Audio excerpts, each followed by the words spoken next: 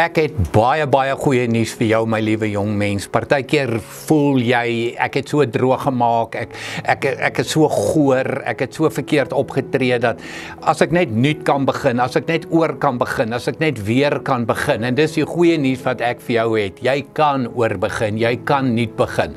Vra die verlore seun in Lukas 15, praat van droogmaak. Hy wat sy pa doods verklaar het, sy erfporsie gevat het, en dit gaan uitmors het, absoluut op alles wat verkeerd is, op drank, in vrouens, en whatever.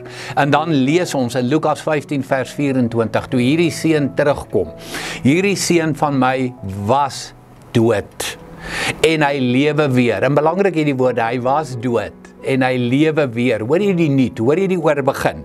Hy was verlore, en ek het hom teruggekry.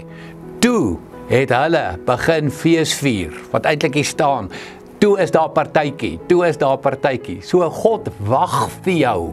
Jesus het aarde toe gekom, maar was 'n kruis, sodat jy kan oorbegin, sodat jy kan weer begin, sodat jy 'n nuwe mens kan wees. Ek sê weer, gaan lees hierdie gedeelte in Lukas 15 van die verlore seun. Hy het oorbegin, hy het weer begin, nadat daar partytjie gehou is, oor sy terugkeer. Jy kan ook.